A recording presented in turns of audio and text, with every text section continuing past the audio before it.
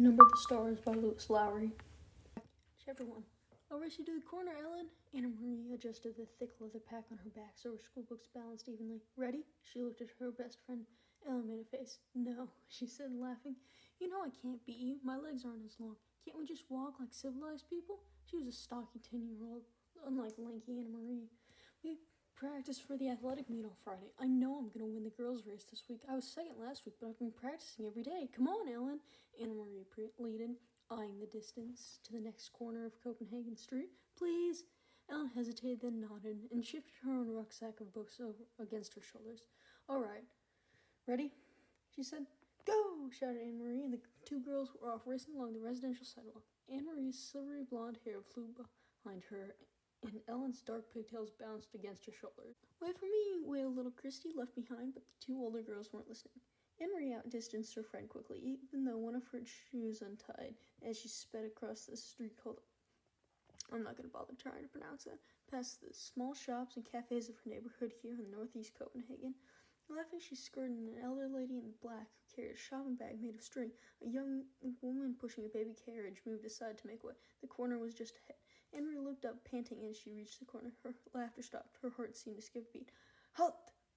The soldier ordered in a stern voice. The German word was familiar as it was frightening. Anne-Marie had heard it often enough before, but had never been directed at her before. Ellen also slowed and stopped. For the hour back, little Christy was plodding along, her face in a pout because the girls hadn't waited for her. Anne-Marie stared up. There were two of them. That meant 2 helmets, 2 sets of cold eyes glaring at her, and 4 tall, shiny boots planted firmly on the sidewalk, blocking her path home. And it meant 2 rifles gripped in the hands of the soldiers. She stared at the rifles first, then she looked in the faces of the soldiers who had ordered her to talk. Why are you running? The harsh voice asked her. His Danish was very poor. 3 years, Anne-Marie thought with contempt. 3 years they've been in our country and they still can't speak our language. I was racing with my friend, she answered politely. We have races every school at Friday and I wanted to do well, so her voice trailed away. The sentence unfinished. Don't talk too much, she told herself. Just answer them, that's all. She glanced back. Ellen was motionless on the sidewalk, a few yards behind. Farther back, Kirsty was sulking and walking slowly towards the corner. Nearby, a woman had come to the doorway of a shop and was standing silently. One of the soldiers, the taller one, moved towards her. Anne-Marie recognized him because Ellen and her had always called him in whispers the giraffe because of his height and the long neck that extended from his stiff collar. He and his partner were always on this corner. He prodded the corner of her backpack with a stock rifle. Anne-Marie trembled. What's in here? He asked loudly. From the corner of her eye, she saw the shopkeeper move quietly back into the shadows of the doorway. School books, she answered truthfully.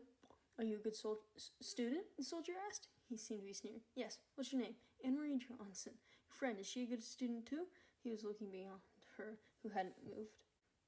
Ellen looked back to and saw that Ellen's face, usually rosy-cheeked, was pale and her dark eyes were red. She nodded. Better than me, she said. What's her name? Ellen.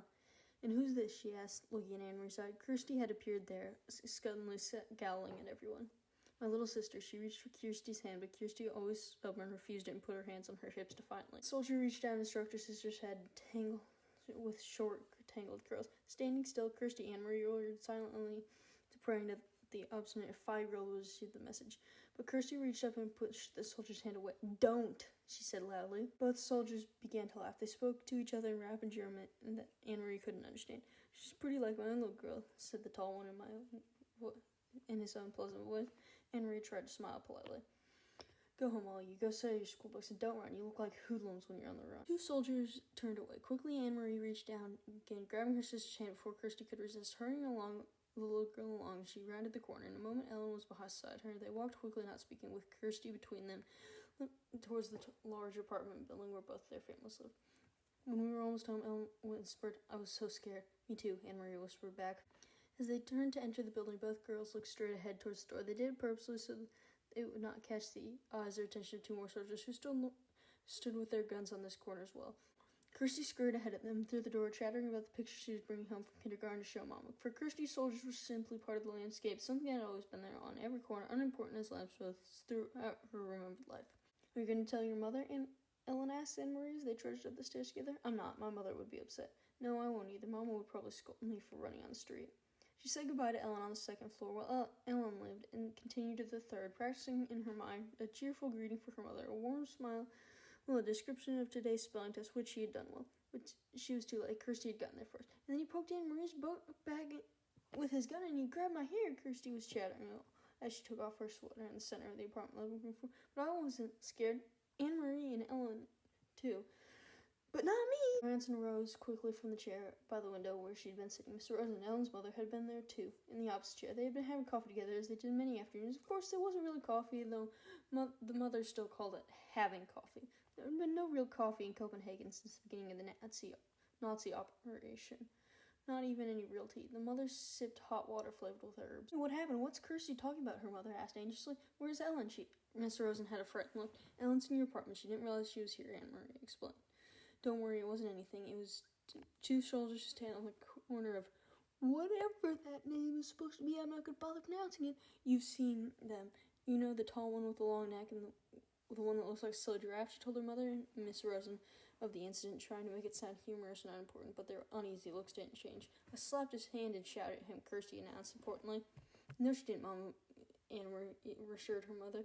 She's exaggerating like she always does. I also moved to the window and looked down into the street below. The Copenhagen neighborhood was quiet. It looked the same as always. People coming out from the shops, children at play, like so. It was just on the corner.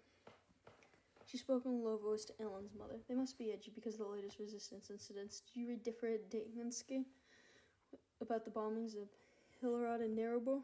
Although she pretended to be absorbed in the unpacking of her school books, Anne Marie listened to those. She knew what her mother was referring to.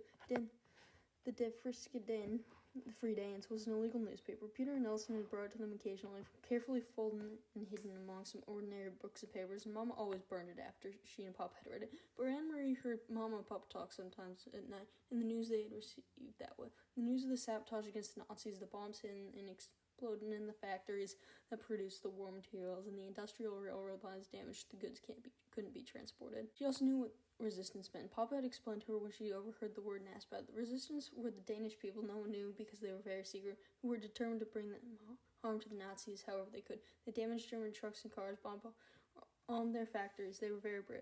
Sometimes they were caught and killed. I must go and speak with Ellen, Miss Rosen said, moving towards the door. You girls walk a different way to school tomorrow. Promise me, Anne-Marie, and Ellen will promise too. We will, Miss Rosen, but what does it matter? There are German soldiers on every corner. They will remember your faces, Miss Rosen said, turning into the doorway to the hall. It's important to be one of the crowd, always. Be one of many. Be sure they never have a reason to remember your face. She disappeared into the hall and closed the door behind her. You remember my face, Mama, Kirsty announced happily, because he said I looked like his little girl. He said I was pretty. He is such a pretty little girl. Why doesn't he go back to her and check on her like a good father, Mr. Johnson, Mother, stroking Kirsty's cheek? Why doesn't he go back to his own country? Mama, is there anything to eat? Anne-Marie asked, hoping to take her mother's mind off them soldiers. Take some bread and give a piece to your sister. With butter? Kirsty asked hopefully. No butter, her mother replied. You know that. Kirsty sighed as Anne-Marie went to the bread box in the kitchen. I wish I could have a cupcake. A yellow cupcake with pink frosting. Her mother laughed. For a little girl, you have a long memory, she told Kirsty. There hasn't been any butter or sugar for cupcakes for a long time. A year at least. When will there be cupcakes again? When the war ends, Mr. Hanson said. She glanced through the window towards the street corner where the soldiers stood with their faces impassive beneath their metal helmets. When the soldiers leave.